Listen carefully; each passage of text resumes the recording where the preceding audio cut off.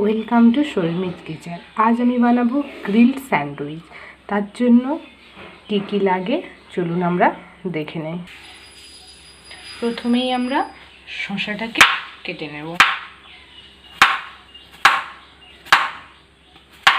শসাটা কাটা হয়ে গেছে, এবারে আমি গাজরটা কেটে নেব। একটু পাতলা পাতলা করে কাটলে ভালো হয়। গাজরটা কাটা হয়ে গেছে, এবারে আমি পেঁয়াজটা কেটে নেব।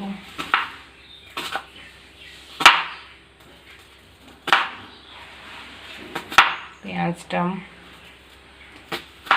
কাটা হয়ে গেল, এবারে আমি টমেটোটা কেটে নেব।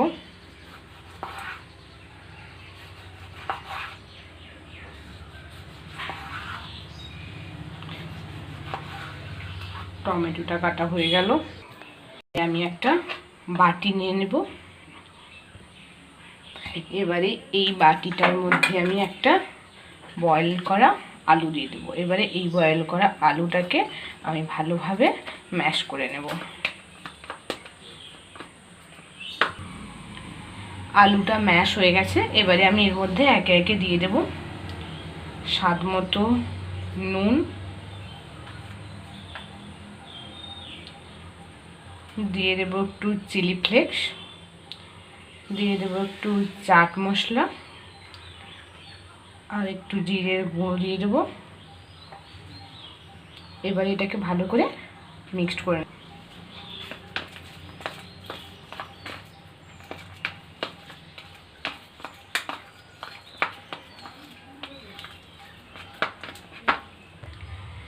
এবারে আমি 4 পিস স্লাইস করা ব্রেড নিয়ে নেব।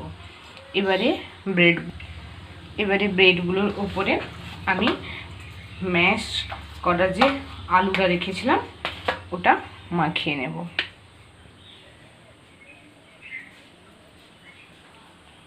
প্লেন করে চারদিকটা দিয়ে নেব।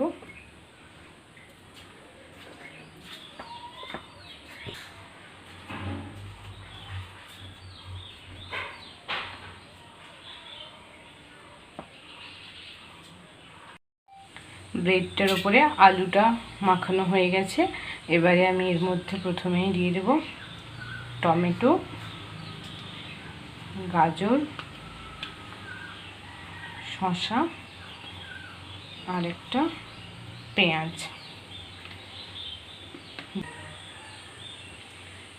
দেয়া হয়ে গেছে, এবারে আমি এর উপরে আরেকটা ব্রেড দিয়ে দেব। এবারে এগুলোকে আমরা গ্রিল করে নেব। এবারে প্রথমে আমরা হিট করে নেব গ্রিলারটাকে। গ্রিলারটা হিট হয়ে গেছে, এবারে আমি এটাকে খুলে নেব। এর উপরে একটু তেল ব্রাশ করে নেব যাতে ব্রেডগুলো লেগে না যায়। তেল ব্রাশ করা হয়ে গেছে, এবারে আমি এর মধ্যে ব্রেডগুলো বসিয়ে দেব। এরপরে এটাকে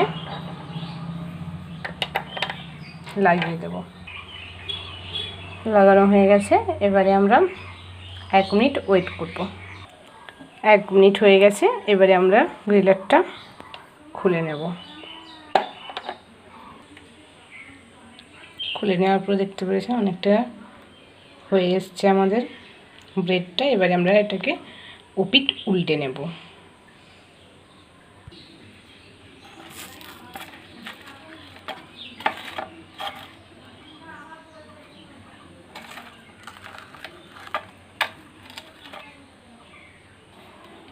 এবারে আমরা এটাকে আর 1 মিনিট বসিয়ে নেব। 1 মিনিট হয়ে গেছে, এবারে এটাকে আমি খুলে নেব। ব্রেডগুলো গ্রিলড হয়ে গেছে। এবারে আমি একটা প্লেট নিয়ে নিয়েছি, এর মধ্যে গ্রিল স্যান্ডউইচগুলো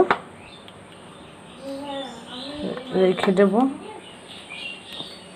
এবারে এর উপরে আমি একটু টমেটো কেচাপ দিয়ে দেব। এবারে ওপর থেকে একটু অরিগানো ছড়িয়ে নেব। আমাদের গ্রিল স্যান্ডউইচ রেডি।